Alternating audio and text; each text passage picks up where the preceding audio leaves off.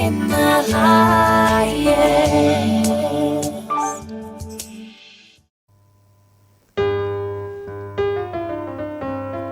हमारे परिवार के सभी जनों को सुंदर बना देना प्रभु, पवित्र बना देना। हमारे परिवार के सभी जनों को सुंदर बना देना प्रभु, पवित्र बना देना। पाप और बुराई से हमें बचाना, पाप और बुराई से हमें बचाना। हमारे परिवार के सभी जनों को सुंदर बना देना प्रभु, पवित्र बना देना। খ্রিস্ট যিশুতে আমার প্রিয়জনেরা সবাইকে স্বাগত জানাই। আজকে আমরা প্রভুর কয়েকটা আশীর্বাদের বচনগুলো শুনবই। আমরা সকলেই সবসময় আমাদের কাজকর্মে কোনো ফসল পেতে চাই, আমাদের জীবনে ভালো মঙ্গল আমরা চাই। তাই বাইবেল বলছে যাদের আকাঙ্ক্ষা মঙ্গল তারা নিজের জন্য মাত্র চিন্তা করতে হবে না, মণ্ডলীর জন্যই ব্যাকুল হতে হবে। নিজের জন্য মাত্র চিন্তা করলে, কত পরিশ্রম করলেও কোনো কিছু জীবনে কাজে লাগে না, অথবা উন্নতির পথে নিয়ে যেতে মুশকিল হয়ে যায়। এই বাইবেল একটা বই আছে, এই বই হচ্ছে আমরা পাই হগ্গই নামে একটা বই আছে, মালাকির আগে আছে হগ্গই। সেখানে ইসরায়েল জনতার একটা ঘটনা বলছে। ইসরায়েল জনতা যখন ফিরে আসলো প্রবাসী অবস্থা থেকে, তাদের আসার সময় তারা সবসময় কি চিন্তা করলেন? ভালো ঘর করব, ভালো জমি কিনব, ভালো কাজ করব। এরা নিজের কাজে নিজের ঘর বানানোর খুবই চিন্তা করলো, নিজের ঘর। তাই নিজের ঘর করতে গিয়ে গিয়ে ওরা অনেক কাজ করছে, কিন্তু দেখা গেল কাজের কোনো ফসল হচ্ছে না। আমি তোমাদের বাংলাতে পড়ে শোনাই। হগ্গই অধ্যায় 1, বুক অফ হাগ্গাই চ্যাপ্টার 1।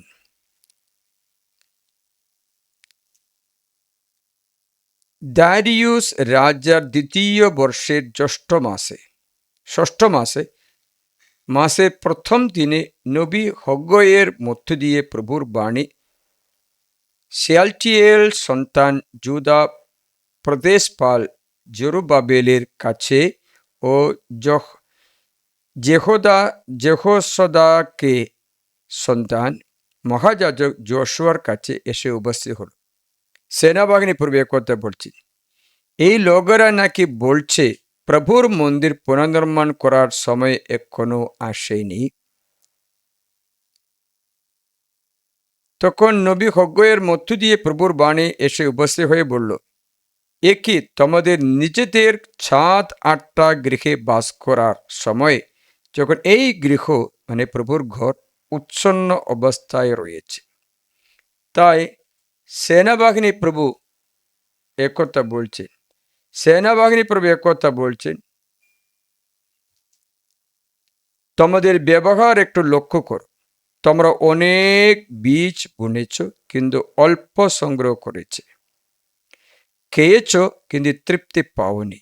পান করেছ, কিন্তু পিপাসা মেটাওনি। পোশাক পরেছ, কিন্তু গা গরম করোনি। মজুরি পেয়েছে, কিন্তু তা ছিদ্র থলিতে রাখলো। বলো, আর্থিক উন্নতি হচ্ছে কিনা? ভালো করছে কিনা? ফসল পাচ্ছে কিনা? কিছু নেই। এরা নিজ ঘর, নিজ ক্ষেত, নিজের জীবন মাত্র চিন্তা করে। কার জন্য চিন্তা নেই? ঈশ্বরের গৃহের জন্য, ঈশ্বরের ঘর গির্জার জন্য তাদের কোনো চিন্তা ভাবনা নেই। সকলে নিজ ঘর, নিজের ছেলে মেয়ে, নিজের জমি, নিজের চাষাবাদ, ক্ষেত কামারি, নিজে সব কিছু করে। অত বছর নিজে ঘর করব, নিজে ইয়া ব্যবস্থা করব, ওই ব্যবস্থা করব চিন্তা করছে। আমি এই জমি কিনবো, এখানে ঘর করবো, ওখানে কি করব, ওই ক্ষেত কিনবো, ওই জমি চাষ করব, অনেক নিজের নিজের চিন্তা। অগয় বলছে দেখো,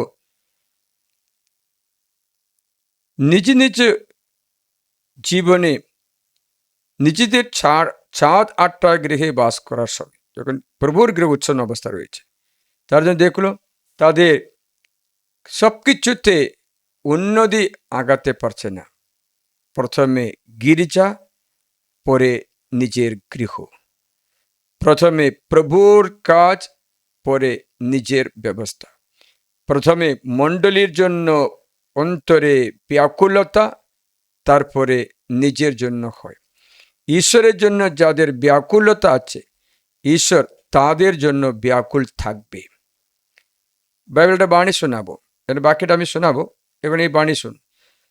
সামুয়েল যখন প্রবক্তা হতে চলেছে, তখন সেখানে একটা প্রবক্তা ছিল, এলি প্রবক্তা।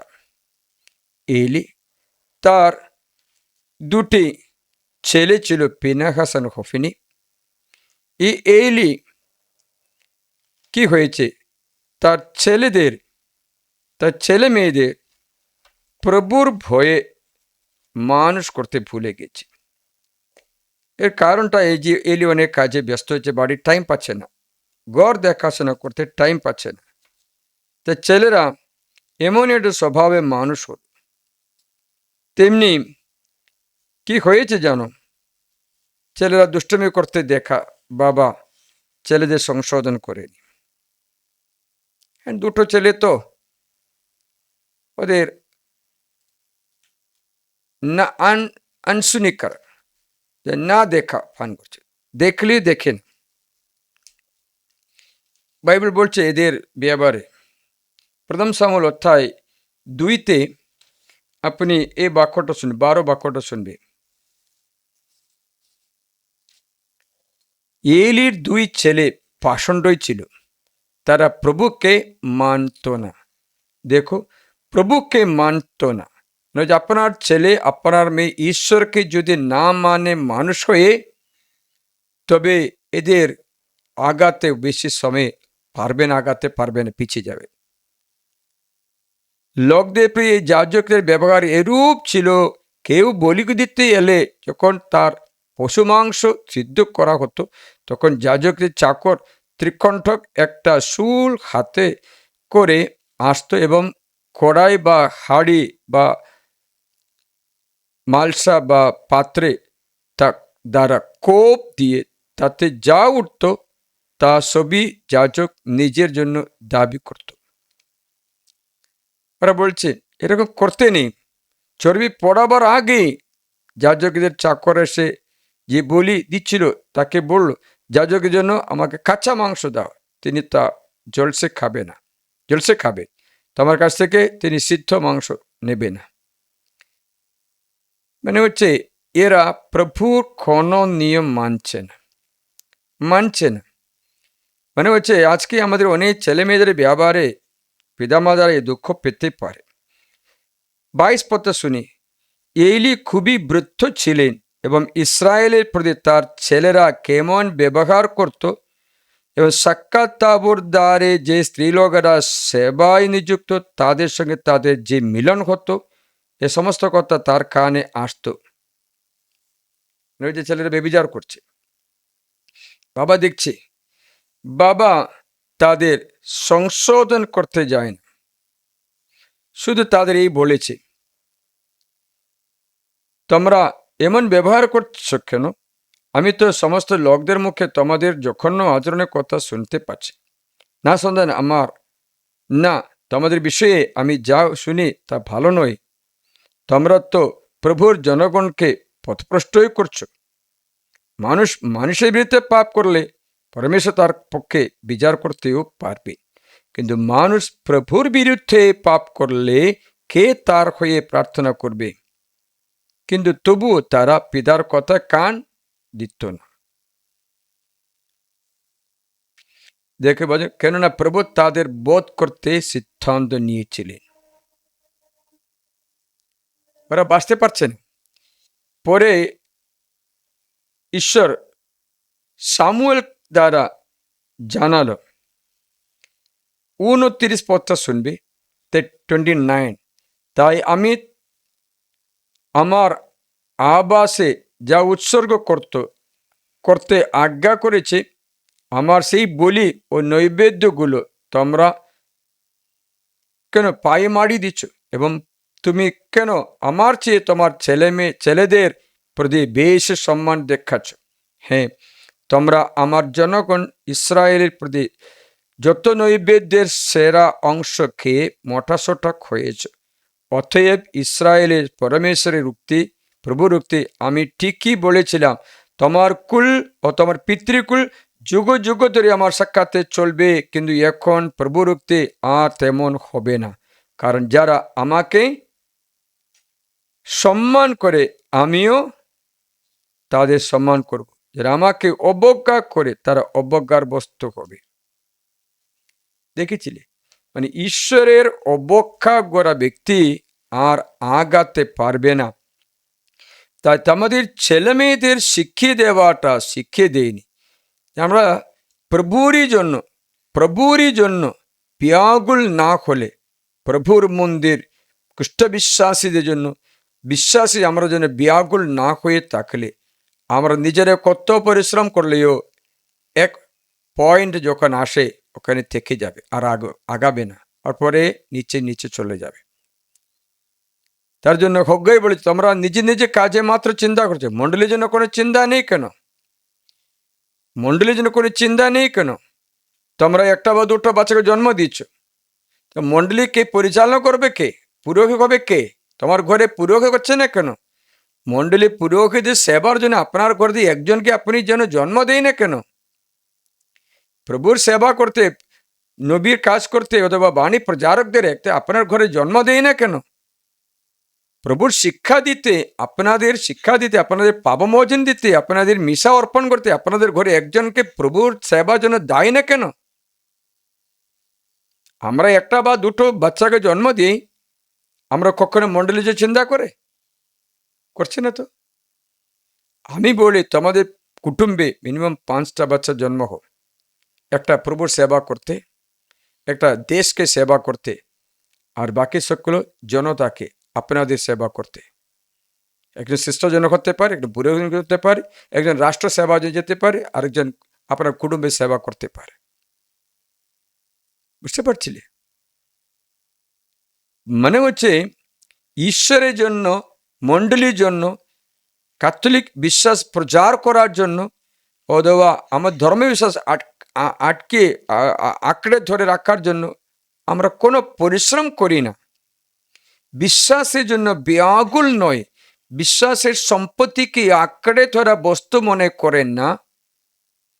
ঈশ্বরের উপরে বিশ্বাস, স্বর্গীয় জীবন, এই নতুন স্বর্গ, নতুন আকাশ, নতুন পৃথিবীতে মানুষ করতে, জীবন যাপন করতে আমাদের ছেলে মেয়েদের ঈশ্বর ভয়, ঈশ্বরের মণ্ডলীর জন্য ব্যাকুলতা, ভালোবাসা, মণ্ডলীর জন্য তীব্র আগ্রহ, উৎসাহ দেখিয়ে দেয়নি। তোমরা দেখো, আমি তোমাকে একটা চিন্তা দান করছি, তোমরা দেখো ধর্ম বিষয়ে, মানে হচ্ছে ধর্মের বিষয়ে, যে কোনো ধর্ম হোক, ধর্ম বিষয়ে মানে regarding matters of faith, religion, ধর্ম, কারা খুব ব্যাকুল, খুব একসাথে জোড় হয়ে? খ্রিস্টানরা, মুসলমানরা? আপনার মতটা কি? ধর্ম বিষয়ে একমত হয়ে কত ভাগ মেনে থাকলে ধর্ম বিষয়ে আসলে এক জোড় হয়ে থাকা তারা খ্রিস্টানরা নাকি মুসলমানরা?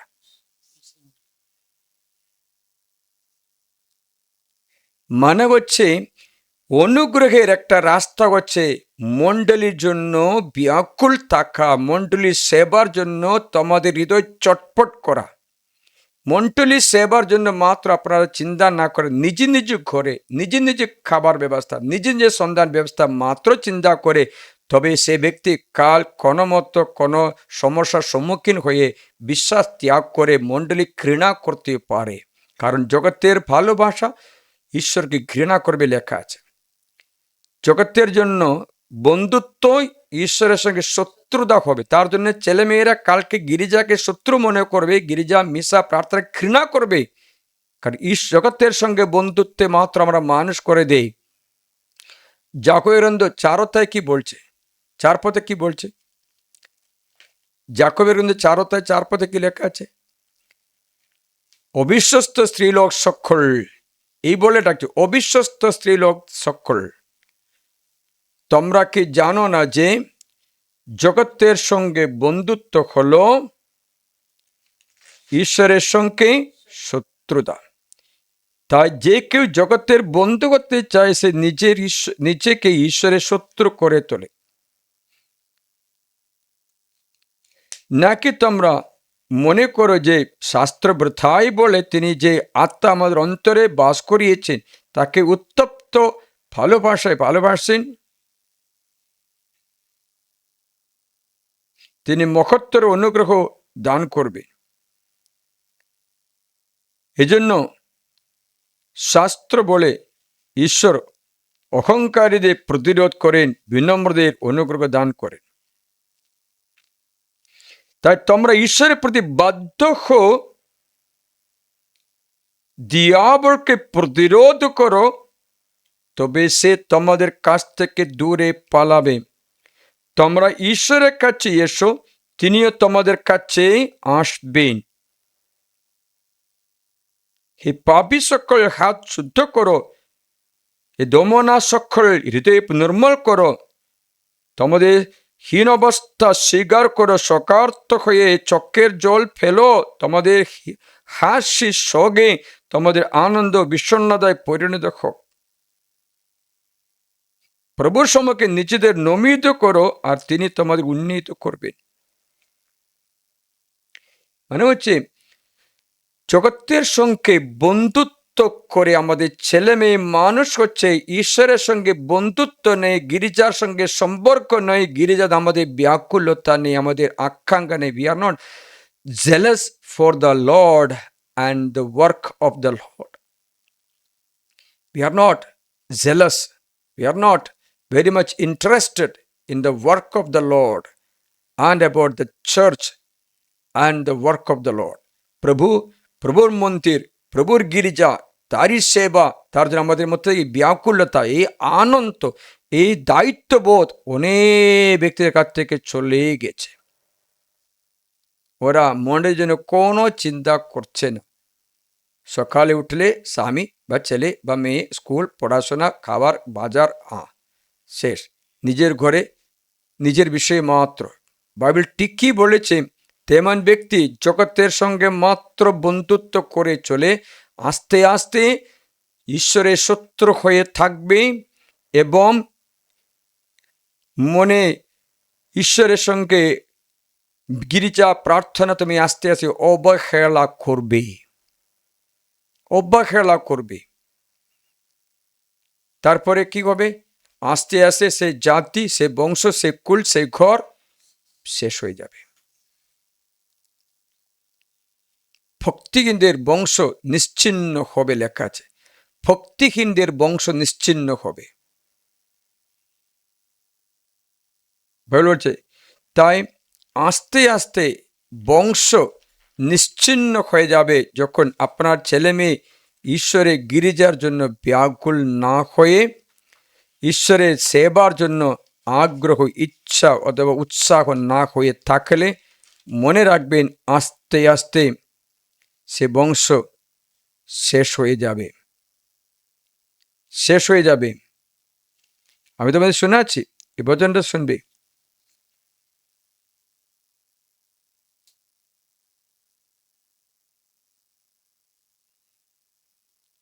ভক্তিহীনদের বংশ ভোগসঙ্গ হয়ে নিষ্ফল হবে। প্রজ্ঞা 4:3 পদ। ভক্তিহীনদের বংশ মানে হচ্ছে আপনার ছেলে মেয়ে ঈশ্বর ভক্তিতে গিরিজায় আকর্ষিত করে, গিরিজা তার জীবনে এমন কেন্দ্রবিন্দু। প্রথমে গিরিজা, দ্বিতীয় তোমার নিজের ঘর। এই ব্যাকুলতা, এই উৎসাহ যদি তোমাদের ছেলে মেয়েদের তোমাদের না থাকে, মনে রাখো ভক্তিহীনদের বংশ বহুসংখ্য হয়েও নিষ্ফল হবে।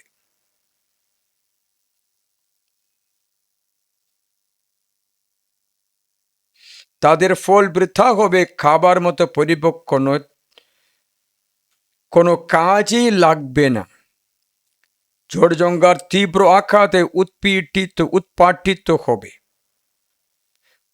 ক্ষণিকের অঙ্কুর বাতাসে আলোটিত হবে। কিছুকালের মতো তারা শাখা পুষ্পিত হয়, তবু তেমন ক্ষণিকের অঙ্কুর বাতাসে আলোটিত হবে, ঝড় জঙ্গার তীব্র আঘাতে উৎপাটিত হবে। তখনও নরম সেই শাখা ছিন্ন হবে, তাদের ফল বৃথা হবে, খাবারের মতো পরিপক্ক নয়। যে কোনো কাজে লাগেন। দেখেছিলে প্রজ্ঞা চারতাই কথাটা শুনলে 3 থেকে 6 পর্যন্ত। মানে হচ্ছে আজকে অনেক ব্যক্তিদের বংশের এই ধ্বংস আমি দেখতে পাই, কারণ ছেলে মেয়েদের ঈশ্বরের প্রতি, মণ্ডলীর প্রতি ব্যাকুলতা নেই। আপনাদের মণ্ডলীকে সেবা করতে তৎপর্য নেই। আমি যখন এই গ্রামে আসলাম, একটা মেয়ে বললো, ফাদার আমাকে একটা কাজ দিন, আমি আপনার গিরিজা পুরস্কার করো, বেতন কিছু দিতে হবে না, আমাকে গিরিজা পুরস্কার করতে কাজে দাও। আজ দেখলাম সেই মেয়ে যখন বলল এটা যে পাটকাঠিতে খরা খড়, এমনই প্লাস্টিক মেলে ছাদ, প্লাস্টিকের ছাদ, বুঝতে পারছিলে?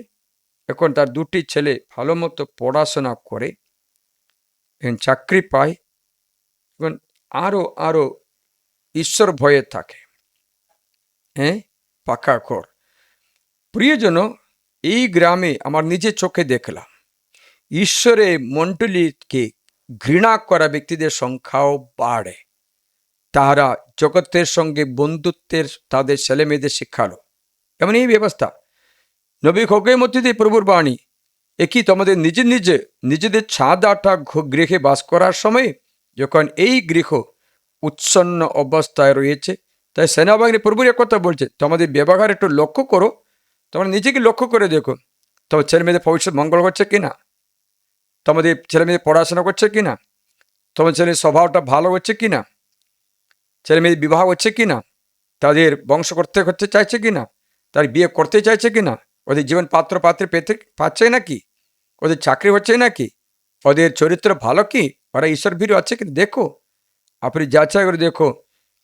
তাই সেনাবাহিনী প্রভু কথা বলছে, তোমাদের ব্যবহার লক্ষ্য করো, তোমরা অনেক বীজ বুনেছ কিন্তু অল্প সংগ্রহ করেছ। আমি যখন এমাউসে থাকলাম, সেখানে একটা ব্যক্তি আমার পরিচয় বা বাঙ্গালোরে কাজ করার সময় আমার সঙ্গে ছিল, সেরকম আমি চিনে পাওয়ার বলে আসলো, বললো আমি ওই সময় এ সময় 21 সালের পাচ্ছে, আমার ক্ষমতা অনুসারে আমি মিনিমাম 5 লাখ মাসে মাইনা পেতাম।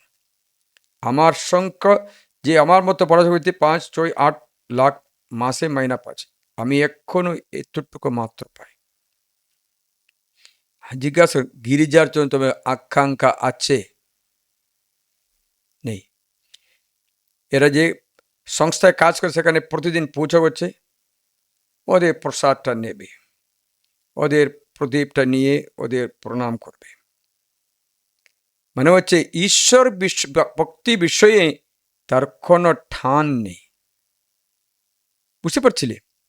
কোনো আনন্দ নেই, ঠান নেই। চাঁদাটা গৃহে বাস করছে কিন্তু সুখ নেই, তৃপ্তি নেই, তৃপ্তি পাচ্ছ না। পান করেছে বিপাশা মেটাওনি, ফসা পড়েছে গা গরম করোনি, মজুরি পেয়েছে, এখন পয়সা নেই। আর ও বললো, আমাকে বললো এখন অনেক লাখ টাকার ঋণ আছে, ঋণ শোধ করতে তার স্যালারি চলেই যাচ্ছে। সেনাবাহিনী পূর্বে কথা বলছে, তোমাদের ব্যবহার একটু লক্ষ্য করো, তোমরা পর্বতে উঠে যাও, কাটানো গৃহটি পুনর্নির্মাণ করো, তবে আমি এই গৃহের প্রতি প্রসন্ন হয়ে, মানে আমার গির্জার প্রতি প্রসন্ন হয়ে সেখানে আমার গৌরব প্রকাশ করব। এবং একথা বলছে স্বয়ং প্রভু, তারপরে তোমরা গৌর আশীর্বাদ করব। প্রথমে ঈশ্বরের জন্য ব্যাকুলতা, ঈশ্বরের জন্য চিন্তা, প্রভুর জন্য ব্যাকুলতা, যার অন্তরে তাকে তারাই বাঁচবে। এলির 2টো ছেলে প্রভুর জন্য কোনো ব্যাকুলতা ছিল? পিনাকাস অফিনি না, পুজো মানতো না, চর্বি পড়বার আগে কাঁচা মাংস নিয়ে ওর মধ্যে করে পুরীর অংশটা পেতো, পুরোহিত অংশ পেতো, না ওটা খাবো না, কাঁচা খাবো, সিদ্ধ করে খাবো, আমি চলছে খাবো। মনে করছে কি ব্যাপার, তে গির্জা থাকা সেবা করা মেয়েদের সঙ্গে ব্যভিচার করে, এটা কি ব্যাপার? গির্জার মধ্যেই পাপ করে, এ কি ব্যাপার? এরা কোনো মানছে না, মন্দিরে পবিত্রতা মানছে না। যেমন রিট্রিট সেন্টারে পবিত্রতা যদি মানছো না, এখানে প্রার্থনা কাজে প্রার্থনা করতে হয়, এদের জায়গার পবিত্রতা মানছো না, তবে তোমার কত থাকলেও আশীর্বাদ হচ্ছে না, হবে না। এমনি থাকতে পারবে, তোমার ভক্তি বাড়বে না। তুমি গির্জায় কথা বলবে, গির্জা বস্ত্রগুলো পবিত্রভাবে রক্ষা করতে, গির্জার জন্য ব্যাকুলতা থাকলে তোমার জীবনের জন্য ঈশ্বরের ব্যাকুলতা থাকবে। He will very much interested in blessing you, he will be happy to bless you, he will be very happy to bless you when you are blessing your church, you are serving your church, you are serving the cause of the church, you are giving your children to become a priest, you are giving your tithe to the church for the work of the church, you are serving the church freely, you are cleaning the church, you are serving the church, the Lord will be also serving your house. কি করে father হয়েছে জানে? আমার বাবা ফাদারদের সেবা করছিল, যখন ডাকে ফাদারদের সেবা করে, ঘর ভিজিট করতে কিছু করতে হলে। আমার ভাগ্নে ডাজিও এই কাজটা করছে এখন। আমার বাড়িতে যদি একটা গাছ থাকলে, নারিকেলে একটা গাছ চার্চের জন্য আলাদা, ও গাছের পুরা ফসল চার্চে দেবে। ধান কাটে আসলে প্রথম অংশ চার্চে দেওয়া, ওটা ছাড়া আমাদের কোনো জীবন নেই। একবার আমি দিদি বাড়িতে গেলাম, দিদি বাড়িতে ছোট্ট একটা পুকুর ছিল, মোটা মোটা মাছ ধরলো। ভাবছিলাম আমাকে রান্না করে খাওয়ানোর জন্য, তো মোটা মোটা মাঝে 2 কিলো ব্যাগে, পলিথিন ব্যাগের আছে। কোথায়? এই এত পালে পুরো দিয়ে আসো। ছোটগুলো আমাকে দিল, বড়টা পালে পুরো দিয়ে আসো বললো। শুনছো শুনছো এই ব্যাকুলতা, এই সেবা, মণ্ডলীকে সেবা করার এই ব্যাকুলতা আমাদের অনেক ব্যক্তির মনে নেই। বুঝতে পারছিলে? আমরা ভাবছি প্রভুকে দিলে নষ্ট হয়ে যাচ্ছে, না, প্রভুকে দিলে নষ্ট হবে না, প্রভুকে দিলে তুমি বেশি পাবে। তাই এই ব্যাকুলতা, মণ্ডলী কালকে কে সেবা করবে? তোমার ঘরে একটা পুরোহিত আছে কিনা? তোমার ছেলে মেয়ের মধ্যে একজন নাকি পুরোহিত, একজন সিস্টার প্রভু সেবা করতে বিশ্বাসে আনয়ন করেছে কিনা? সিস্টার করেছে কিনা প্রভু সেবা করতে? না একটা মিশনারি, সিস্টার ফাদার না করলে একটা মিশনারি, ঈশ্বরের বাণী প্রচারক একজন করেছে কিনা? বুঝতে পারছিলে? ঈশ্বরের মণ্ডলীকে সেবা করা, তোর মণ্ডলী যদি ভেঙে পড়ে, ওখানে মাকড়সার জাল আছে, ওখানে কাপড়গুলো নোংরা আছে, তোমার করে চিন্তা আছে এটা পরিষ্কার করবো? না না, এটা আমার কাজ নেই বলে তুমি ছেড়ে ফাদার দেখাশোনা করলে করুক। অনেক চার্চেগুলো কাপড়গুলো দেখলে কষ্ট লাগবে, পরিষ্কার নেই, কেউ তার জন্য ব্যাকুল হচ্ছে না। ঈশ্বরের মন্দিরে একটা সেবা করব, ব্যাকুলতা নেই। ঈশ্বরকে সম্মান করব, এই ব্যাকুলতা নেই। তার জন্য কি হচ্ছে জানো? যে মাপকাঠি প্রভুর জন্য দিচ্ছ নিজের জন্য পাবে, তার জন্য সেই ঘরেগুলো আশ্বাস প্রাপ্ত হয় না। বাইবেলে বাণী আছে, দেখবেন। আমি এই খগ্গয়ের গ্রন্থে বাক্যটা আমি আরেকটা ক্লাসে দেব। এখন আরেকটা কথাটা বলি, আপনি আমোসের গ্রন্থটা নেই, যে কি আমোস আছে, আমোসের গ্রন্থ 9 অধ্যায় মনে হয়, আমোসের গ্রন্থ 9 অধ্যায়, 9 অধ্যায় না 8 অধ্যায় আছে, দেখি এক রুকু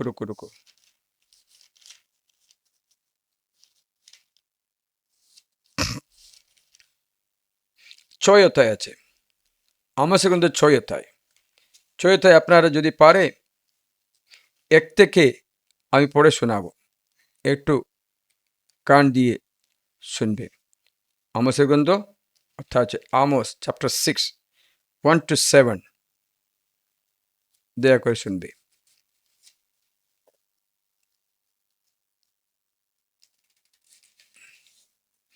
ঠিক তাদের যারা সিয়নে নিশ্চিন্তে বসে থাকে, নিশ্চিন্তেই বসে থাকে। তাদেরও ঠিক যারা সামারিয়ার পর্বতে নিজেদের নিরাপদ মনে করে। জাতি সকলের এই প্রধানার মধ্যে যারা প্রসিদ্ধ, ইসরায়েল কুল যাদের কাছে গিয়ে আশ্রয় নেই। তোমরা কালনেতে একবার গিয়ে দেখো,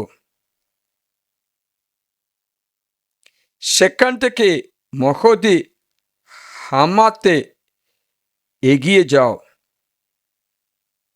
পরে ফিলিস্তিনিদের সে গাতে নেমে যাও।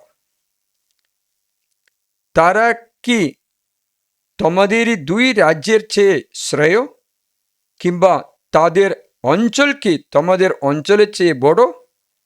তোমরা মনে করছো অমঙ্গলের দিন দূরে রাখব, কিন্তু অত্যাচারের আসন ত্বরান্বিত করছো গজদন্তময় শয্যায় শুয়ে। তো সাধু ভাষা আছে বলে বুঝতে পারছে কিনা জানি না। গজদন্তময় হাতির দাঁত দিয়ে করা শয্যায় শুয়ে নিজেদের খাটের উপরে গা ছড়িয়ে ওরা মেষপালের শাবকদের ও গোশালায় পুষ্ট করা বাছুরগুলোকে এনে খায়, মানে মাংস সব খায়। সেতারের জঙ্কারে জোর গলায় গান করে থাকে, মোবাইল ইন্টারনেট আমতো। বাদ্যযন্ত্রে দাউদের সমকক্ষ হয়ে নতুন নতুন সুর বানায়, বড় বড় পাত্রে আঙ্কুরস পান করে, সেরা তেল দেখে মাখায়। কিন্তু জেরুসালেমের দুর্দশার জন্য, আন্ডারলাইন করো, জেরুসালেমের দুর্দশার জন্য চিন্তাটুকুও করে না, চার্চের জন্য চিন্তাটুকুও করে না। বড় বড় পাত্রে মদ খায়, ওই কি বলে গজদন্তময় শয্যায় শুয়ে থাকে, শয্যায় খাটের উপরে ঘা ছড়িয়ে দিচ্ছি। মেষপালের শাবকদের গোশালায় পুষ্ট করা বাছুরগুলোর মাংস খায়। হিতারা জঙ্কারে জোর গলায় গান করে আমোদ থাকে। বাদ্যযন্ত্রে দাউদের সমকক্ষ হয়ে নতুন নতুন সুর বানায়, বড় বড় পাত্রে করে আঙ্গুরস পান করে, সেরা তেল দেখে মাখায়, খুব খুশি। কিন্তু জেরুসালেমের দুর্দশার জন্য, মণ্ডলীর অবস্থার জন্য চিন্তাটুকুও নেই। মানে আজকে সুডানে যে মানুষকে মেরে ফেলা হচ্ছে, নাইজেরিয়াতে প্রতিদিন কত হাজার খ্রিস্টানদের মেরে ফেলা হচ্ছে, ওদের কোনো চিন্তাটুকুও নেই। কত হসপিটালে বাচ্চা মেয়েরা গর্ভপাত করে মেরে ফেলছে বাচ্চাদের, কোনো চিন্তা নেই। কোনো ছেলেমেয়েরা নেশা করে মদ খেয়ে গঞ্জা খেয়ে কোনো রকম বিনাশে, কোনো চিন্তা নেই। যুবক যুবতীরা আজকে গির্জায় যায় না, তবুও কোনো চিন্তা নেই। যুবক যুবতীরা গির্জায় খুব কম যায়, না যাই না। জেরুসালেমের দুর্দশার জন্য চিন্তাটুকুও করে না। এই জন্য এখন তারা নির্বাসীদের অগ্রভাগে নির্বাসনে চলে যাবে। হ্যাঁ, দেহ লালসার হর্ষধ্বনি মিলিয়ে গেল। ওরা মনে হচ্ছে এরা তাড়াতাড়ি নির্বাসীদের অগ্রভাগে নির্বাসনে চলে যাবে। They will go into captivity, they will go into sufferings. তখন বড় পাত্রের মদটা কি হবে? ও সেরা তেল মাখালে কোথায় থাকে ওই গজদন্তময় শয্যায়? কোথায় থাকে খাটে পা বিস্তার করে শোয়া?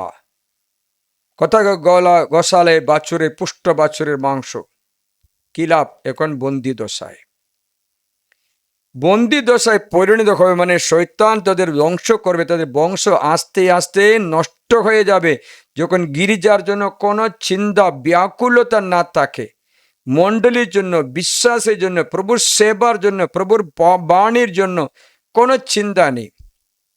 আপনারা জানেন, ঈশ্বর আমাকে আশ্রয় দিচ্ছে এই কারণে, এই পশ্চিমবঙ্গে এসে আমি বাংলা ভাষা শিখিয়ে বাংলা বাইবেল প্রিন্টিং করার অনুমতি পেয়ে প্রিন্টিং করে কত পারে তত বিক্রি বা বিলি করে করে ঈশ্বরের বাণী প্রচার করছে। এত ব্যাকুলতা আমি কেরালা থেকে এসে দেখিয়েছি।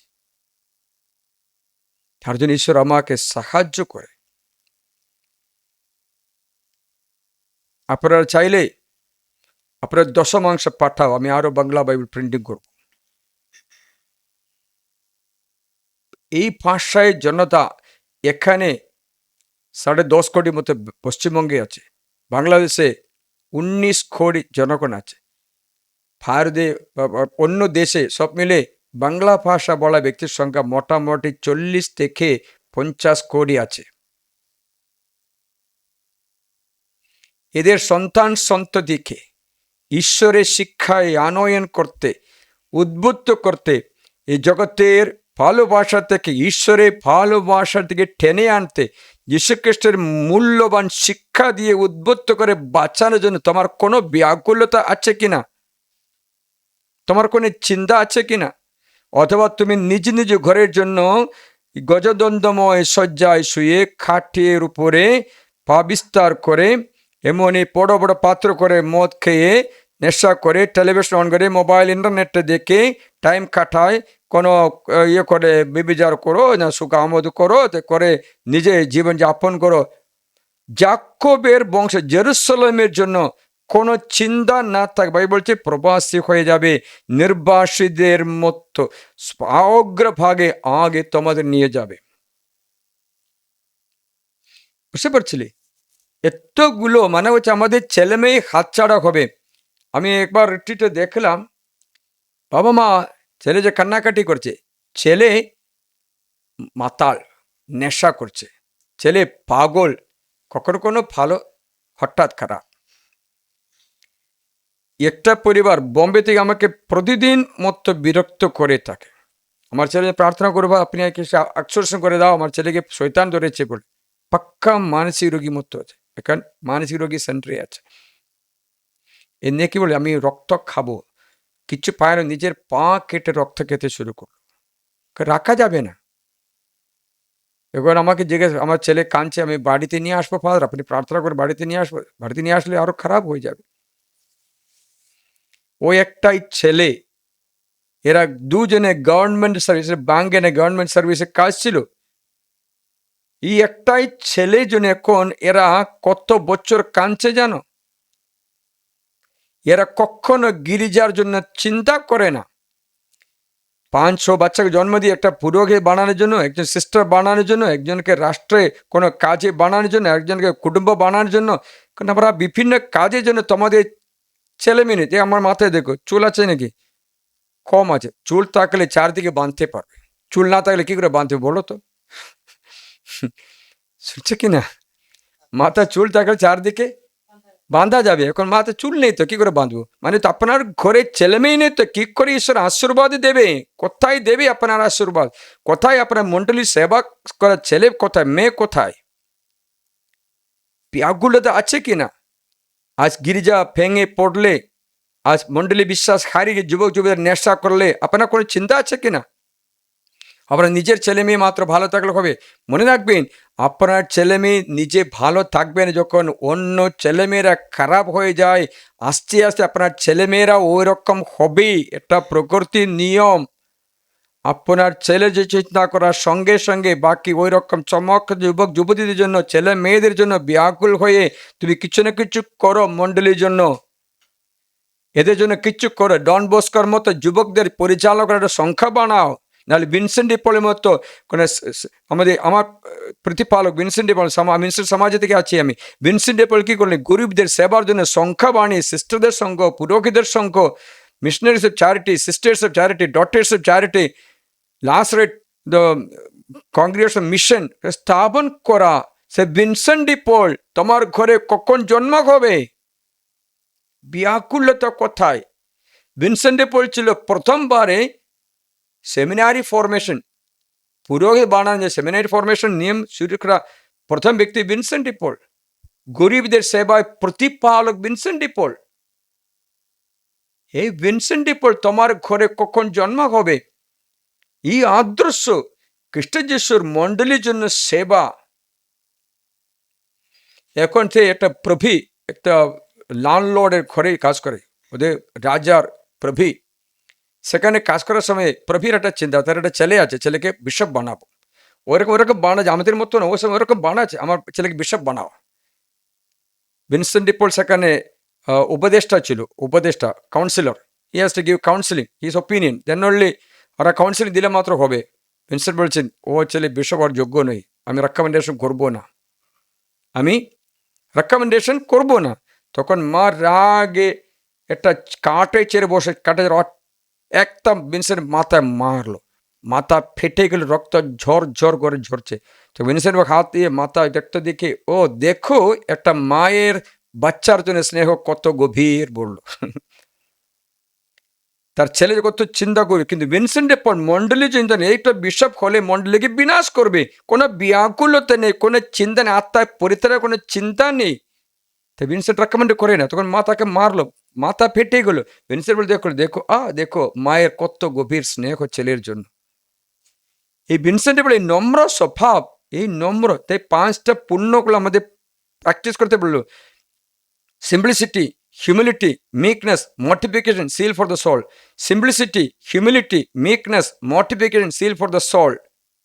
আত্মার জন্য ব্যাকুলতা, আত্মার পরিত্রাণের জন্য ব্যাকুলতা। তার যদি না থাকতো আমি পশ্চিমবঙ্গে আসতাম না, কারণ আমি ইটালিতে যখন পড়াশোনা করলাম, আমার ডক্টর ডিগ্রি করার সময় ভ্যাটিকানে কাজ পেতাম, জুরিসপ্রুডেন্সে কাজ করে, আমি ওখানে কাজ পেতাম, ওখানে আমার সুযোগ আসলো, আমি করিনি।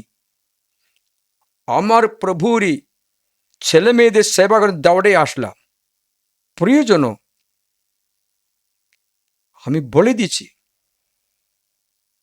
প্রভুর জন্য ব্যাকুলতা, প্রভু মন্ডলীর জন্য ভালোবাসা তোমাদের অন্তরে রয়েছে কিনা? তোমার ছেলে মেয়ে একটা ভিনসেন্ট ডে পল করো, এটা ডন বস্কো করো, এটা ইগনিয়াস লোয়োলা করো। তোমার ছেলে মেয়ে আজকে দৃষ্টান্ত পুরুষ বানাও, প্রভুর জন্য ব্যাকুলতা। ফ্রান্সিস সেভিয়ার ভারতবর্ষে আসলো, কি বলো, ফ্রান্সিস সেভিয়ার গোয়াতে, এখন তার মৃত শরীর পচে যায় না, কত বছর হলো। ব্যাকুলতা, ফ্রান্সিস স্পর্শ করলো ঈশ্বরের বাণী, বিশ্ব জগৎ জয় করলেও নিজে প্রাণ হারে তাকে কি লাভ? বিশ্ব জগৎ জয় করলেও যদি নিজে প্রাণ হারায় তাকে কি লাভ? বুঝতে পারছিলে? তাই সেই সঙ্গে ফ্রান্সিস সেভিয়ার সবকিছু ত্যাগ করে, পড়াশোনা সব ত্যাগ করে প্রভুর সেবে চলে আসলো প্রভুর সেবায়, প্রভুর জীবন স্পর্শ করলো।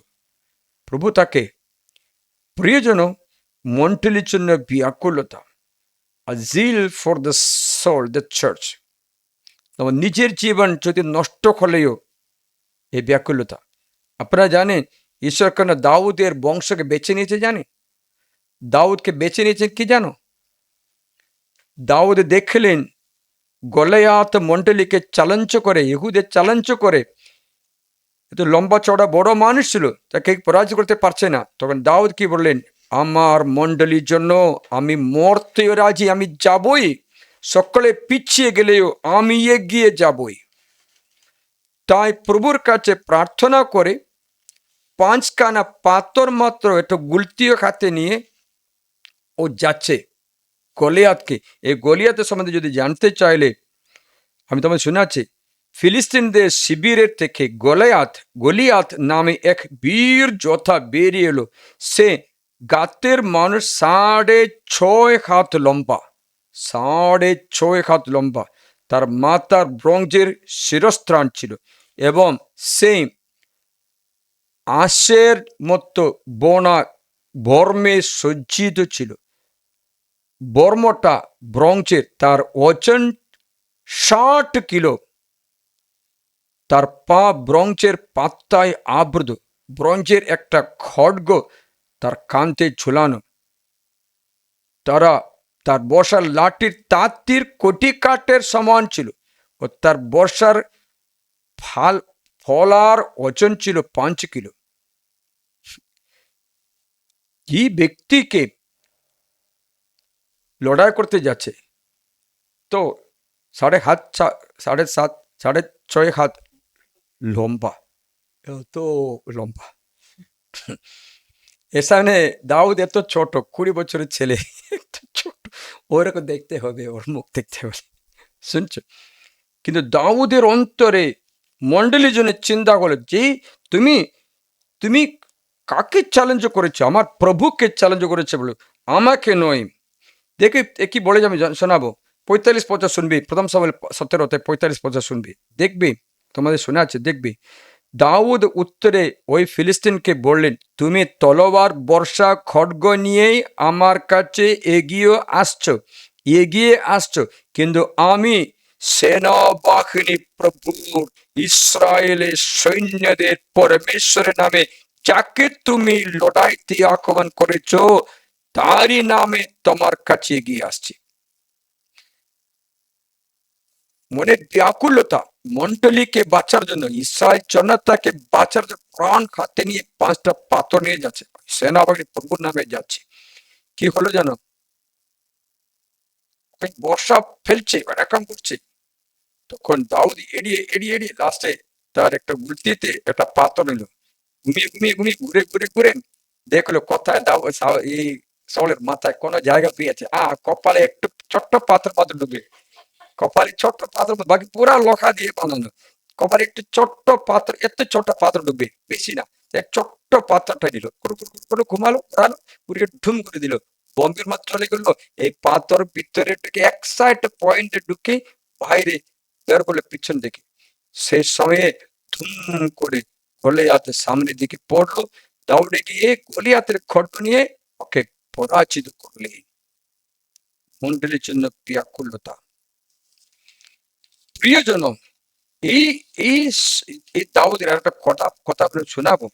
দাউদ যখন একটা বড় হচ্ছে দেখতে পাচ্ছে, তখন থেকে সাউল রাজা তাকে হিংসা করতে শুরু করলো, তাকে ক্ষণমত মেরে ফেলবো বলে চেষ্টা করো। তখন দাউদ জীবনে হাতে তুলে পালিয়ে যায়, ওই পিছনে পিছনে আসতে থাকে। এমনই অবস্থায় ক্ষণমত বাঁচাতে পারছে না, তখন সেই একই ফিলিস্তিনদের দেশে গেল, যার গলিয়াতকে মারলো, একই ফিলিস্তিনদের সেখানে ফিলিস্তিনকে ধরার সময় বুঝতে পেরেছি এবার দাউদকে ওরা মেরে ফেলবে। দাউদ কি করলে জানো? তখন ওরা ধরেছিল, ফিলিস্তিনকে ধরেছিল, এবার সাউল পালাচ্ছে, ধরলো, তখন কি করলে জানো?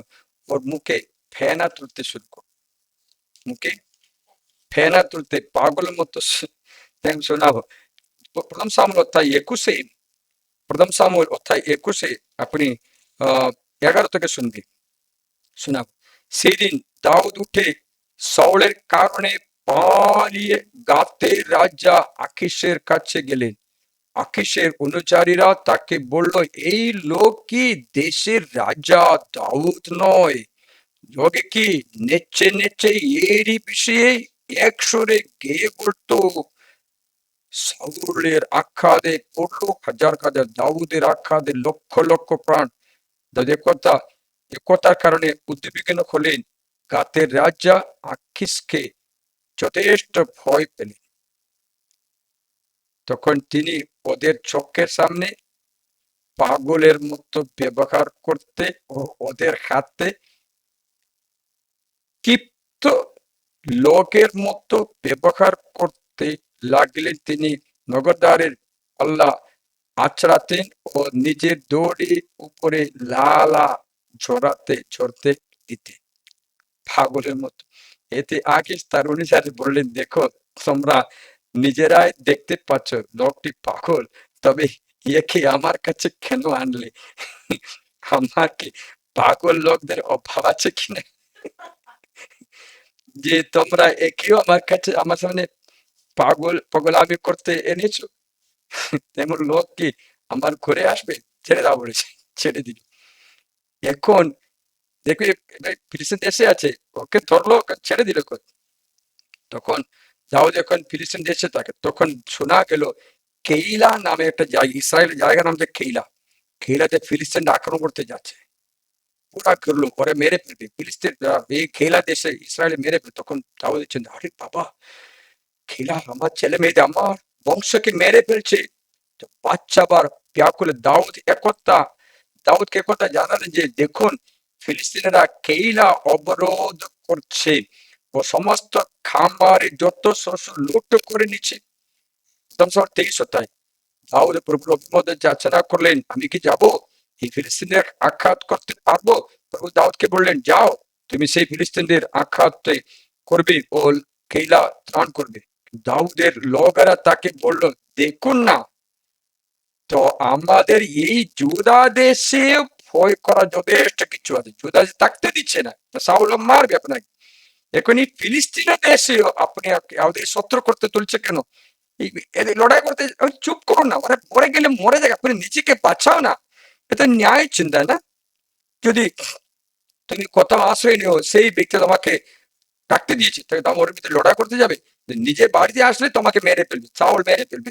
এখন এই ফিলিস্তিন দেশে থাকলে শান্তি সত্যি পাচ্ছে, কিন্তু এখন ফিলিস্তিনের বিরুদ্ধে যুদ্ধ করতে যাচ্ছে। লগেরা বলে, তুমি কি পাগল, কি যুদ্ধ করতে যাবে? দাউদের লোকেরা তাকে বলল, দেখুন না, আমাদের এই জুদা দেশে ভয় করার যথেষ্ট কিছু আছে, তবে কেইলাতে ফিলিস্তিনদের সৈন্যদের বিরুদ্ধে গিয়ে ভয় করার আর কত কিনা থাকবে। যাবে না, ওরা মরলে মরুক বলেছে, নিজেকে বাচ্চা বলে। দাউদ, না না, আমি নিজেকে বাচ্চাবো না, আমি যাবই। তাহলে কি করলেন? 5 পদ শোনাচ্ছে। দাউদ ও তার লোকেরা কেইলাতে গেলেন ও ফিলিস্তিনদের আক্রমণ করলেন, তাদের পশুধন কেড়ে নিলেন, তাদের মহা সংহার করলেন। এইভাবে দাউদ কেইলার অধিবাসীদের ত্রাণ করলেন। দেখেছিলেন কেইলার জন্য চিন্তা। কিন্তু যখন সাউল জানতে পেরে যে দাউদ কেইলাতে এসেছে, তখন দাউদ আসলো, সাউল আসাকে ধরে মেরার জন্য। তখন ঈশ্বরের কাছে প্রার্থনা, প্রভু, এই কেইলা নিবাসে যাদের আমি বাঁচিয়েছি, আমাকে বাঁচাবে না তোমাকে বাঁচাবে না বলেছে। দেখেছি।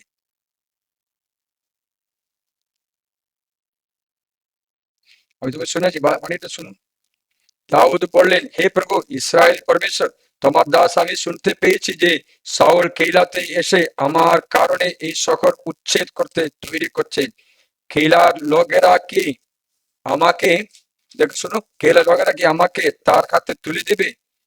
তোমার দাস আমি যেমন শুনলাম সেই কথা অনুসারে সাউল কি সত্যি আসবেন? প্রভু ইসরায়েল পরমেশ্বর, দোহাই তোমার, তোমার দাসকে কথা জানাও। উত্তর দিলেন, হ্যাঁ, সে আসবে। দাউদ পড়ে চললেন, কেইলার লোকেরা কি আমাকে ও আমার লোকদের তার কাছে তুলে দেবে? উত্তর দিলেন, হ্যাঁ, তুলে দেবে। দেখেছো, কোনো ধন্যবাদ নেই, কোনো কৃতজ্ঞতা নেই, কৃতজ্ঞতা দেখে এত বাঁচিয়েছে, এরা যদিও কৃতজ্ঞতা দেখায়, ungrateful, they are very ungrateful to him. He saved them, but they are ungrateful to him. Still, তবুও দাউদের মনে কেইলা নিবাসীদের কোনো দুশ্চিন্তা নেই। দাউদ পালিয়ে গেল, ওখান থেকে পালিয়ে গেল। দাউদ পালিয়ে যায়। দাউদের এই ব্যাকুলতা যথেষ্ট হয় ঈশ্বর তাকে আশ্রয় করতে। আর অনেকটা উদাহরণ আছে, দাউদ সম্বন্ধে অনেকটা আছে। দাউদ বলছে, আমি গির্জাঘর করবো। শোনো, সাউল 40 বছর রাজা ছিল। এই রাজা তার কাছে একবারও চিন্তা করলো না যে প্রভুর মঞ্জুসা কোথায় আছে। আমিনাদাবের বাড়িতে একটা শহরে আছে, ফিলিস্তিনদের ঘরে আছে, তা কোনো চিন্তা ছিল না, কোনো চিন্তা ছিল না। বুঝলেন? এই এই মঞ্জুসা, প্রভুর স্বর্গীয় রুটি এবং আরনের লাঠি, 10টি আজ্ঞা রাখা এই মঞ্জুসা ফিলিস্তিনরা লুট করে নিয়ে গেল। অধ্যায় 5 প্রথম সামুয়েলে এরা আস্তে রাখলো, আস্তে দেখে ওরা গাতে রাখলো, গা থেকে ইকনে রাখলো, ইকন থেকে ওরা রাখতে পারছে না বলে ছেড়ে দিল। এই এই মঞ্জুসা বেকশেমেশ জায়গাতে রাখলো। তারপরে ওদের লোকেরা ওকে পছন্দ করে না বলে ওখানে রাখা হলো, ওখান থেকে আবার ছাড়িয়ে দিল। তখন কিরিয়াত জাইরিমে ওকে রাখা হলো, আমিনাদাবের ঘরে একটা জায়গাতে ওকে রাখা হলো। এই মঞ্জুষা আমিনাবের ঘরে এই জমিতে সাউলের আমলে 40 বছর থাকা সাউল কখনো এই মঞ্জুষাকে রক্ষা করতে এটা গির্জা বানাতে চেষ্টা করি না। সাউলের বংশ বাঁচেনি। যদিও প্রথম রাজা হওয়া, তার ছেলে মেয়ে উন্নতি হয়নি, কিন্তু দাউদ যখন রাজা হলো তখন দাউদের প্রথম কাজ, আমাদের দ্বিতীয় সামুয়েলে প্রথম কাজ 6 অধ্যায় লেখা আছে, দাউদ প্রথমে এই মঞ্জুষা এই আবিনার বাড়ি থেকে নিয়ে আসছে। ওরা মন্দির বানাতে চেষ্টা করছে, এখানে রাখছে প্রভুর জন্য ব্যাকুলতা, প্রভুর মঞ্জুষার জন্য ব্যাকুল। এর জন্য দাউদের বংশকে ঈশ্বর বেছে নিয়েছে, সে বংশে ঈশ্বরের পুত্র যীশু খ্রিস্টের জন্ম হলো। মানে হচ্ছে আপনার ঘরের আশীর্বাদের ছাবি, মানে আপনি আপনার মন্দিরের জন্য, ঈশ্বরের গৃহের জন্য কত ব্যাকুল, ভক্তি বিশ্বস্ত, ঈশ্বরের যে কত ব্যাকুল, how much the thirst for your God and working jealously for your God, কত শ্রদ্ধার সঙ্গে সেবা করো, ততই তোমাদের বংশের আশীর্বাদ থাকবে।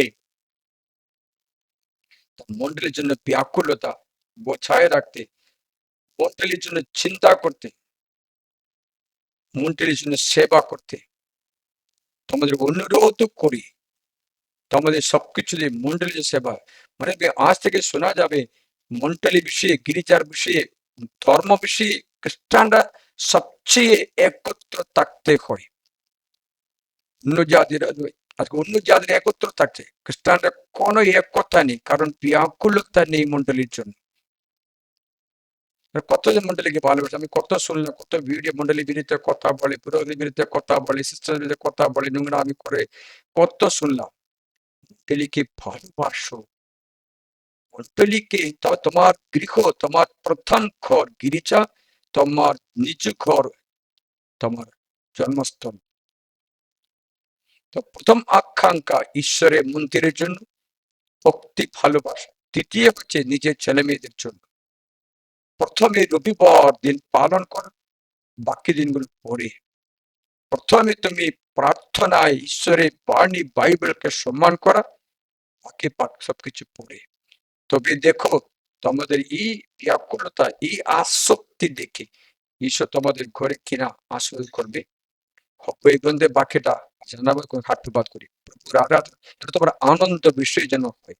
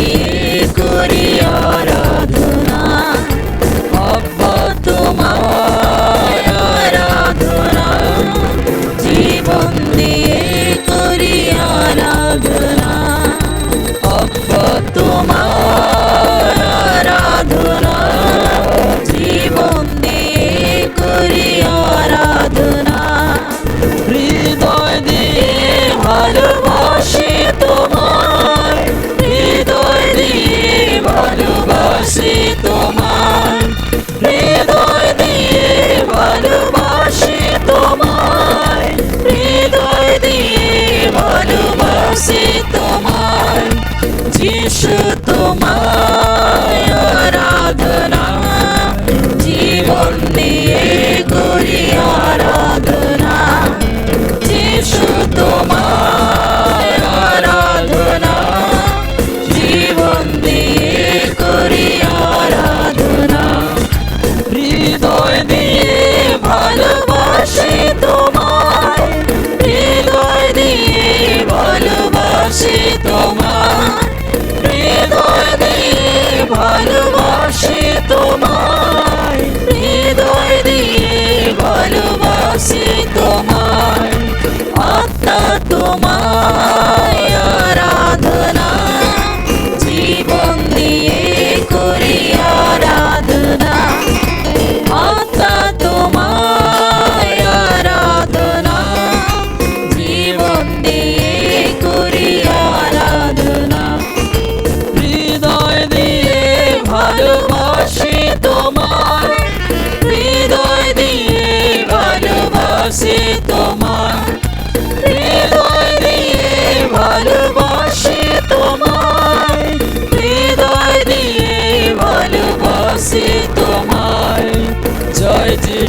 জয় জয় যিশু জয় জয় যিশু জয় জয় যিশু সকলে মিলে জয় যিশু জয় জয় যিশু আরাধনা যিশু আরাধনা থেকে আরাধনা আরাধনা আরাধনা যিশু আরাধনা হালেলুয়া যিশু হালেলুয়া সঙ্গে হালেলুয়া যিশু হালেলুয়া হালেলুয়া যিশু হালেলুয়া হালেলুয়া যিশু হালেলুয়া আব্বা তোমার আরাধনা জীবন দিয়ে করি আরাধনা আব্বা তোমার আরাধনা জীবন দিয়ে করি আরাধনা হৃদয় দিয়ে ভালোবাসি তোমার হৃদয় দিয়ে ভালোবাসি তোমার হৃদয় দিয়ে ভালোবাসি তোমার হৃদয় দিয়ে ভালোবাসি তোমার যিশু তোমার আরাধনা জীবন দিয়ে করি আরাধনা হালেলুয়া হালেলুয়া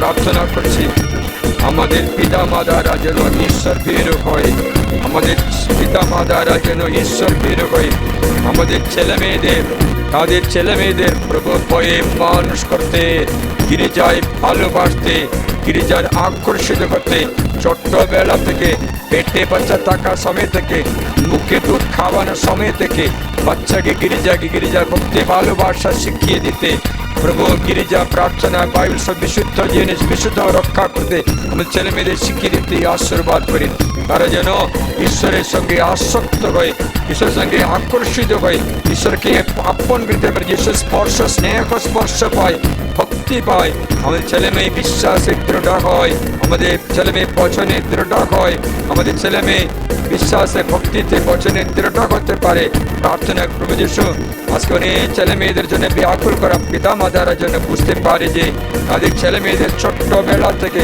বাইবেলে যেমন লেখা বালকে যে পথে চলতে হবে ছোট্টবেলা তাকে শিখিয়ে দেওয়া বার্ধক্য পর্যন্ত সেটা ছাড়বে না হিলকিয়ার কন্যা সুসান্নার মতো এর পিতা মাতা ঈশ্বর ভীরু ছিলেন মেয়েকে মোশের নিয়ম অনুসারে মানুষ করলেন বাণী শিখিয়ে বাইবেল শিখিয়ে ভজন শিখিয়ে মানুষ করলেন তাদের জীবনে প্রচুর আশীর্বাদ হলো প্রিয় যিশু আমাদের ছেলে মেয়েদের প্রতি আমরা প্রার্থনা করি আমাদের ঘরে একটা ভিনসেন্ট ডে পল জন্ম হয় আমাদের ঘরে ডন বস্কো জন্ম হয় আমাদের ঘরে মাদার তেরেসা জন্ম হয় আমাদের ঘরে আলফোন্সা জন্ম হয় আমাদের ঘরে ঈশ্বরের জন্য ব্যাকুল কোনো ছেলে মেয়ে জন্ম হয় ঈশ্বরের ভক্ত প্রাণ ব্যক্তি জন্ম হয় কার্লো কুটিসের মতো সাকরণে আসক্ত কোনো ছেলে জন্ম হয় প্রিয় যিশু আমাদের সকল তোমার হৃদয়ের দিকে টেনে নাও আকর্ষণ করো আমাদের দিব্য রূপান্তর করো আমাদের একটু ট্রান্সফরমেশন করো আমাদের আশীর্বাদ করো আমাদের যিশুকে আরো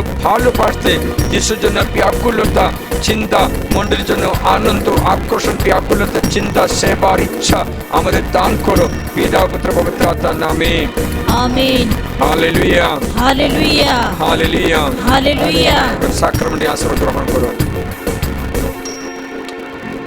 সর্বশক্তিমান পরমেশ্বর পিতা ও পুত্র পবিত্র আত্মা আমাদের সকলকে আশীর্বাদ করুন তোমাদের ছেলে মেয়েদের আশীর্বাদ করুন, আমিন। আমিন। তোমাদের সন্তান সন্ততি ঈশ্বর ভয়ে যেন মানুষ করতে প্রার্থনা করে এই সাক্রামেন্টে উঠিয়ে তোমার ছেলে মেয়েকে আশীর্বাদ করি।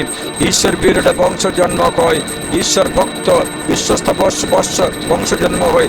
যিশুকে ভালোবাসতে, যিশুকে আকর্ষণ করতে, একটা বংশ জন্ম করতে প্রার্থনা করে এই আশীর্বাদ আমাদের ঘরে বিরাজ করে। পিতা ও পুত্র পবিত্র আত্মার নামে আমিন। এই পরম পবিত্র ঈশ্বরের সংস্কার प्रति मुहूर्ते प्रशंसा धन्यवाद तुम्हारी हो, পিতা পুত্র পবিত্র আত্মার জয় হোক। যেমন আদিতে হইতো এখন তেমনি হয়, যুগে যুগে চিরকাল হবে, আমিন। মারিয়া খ্রিস্ট ভক্তের সহায় আমাদের জন্য প্রার্থনা করো। তোমার বাণী আমার আলো, তোমার নির্দেশ আমার আলো, তোমার বাণী আমার পথ প্রদর্শক, তুমি আমার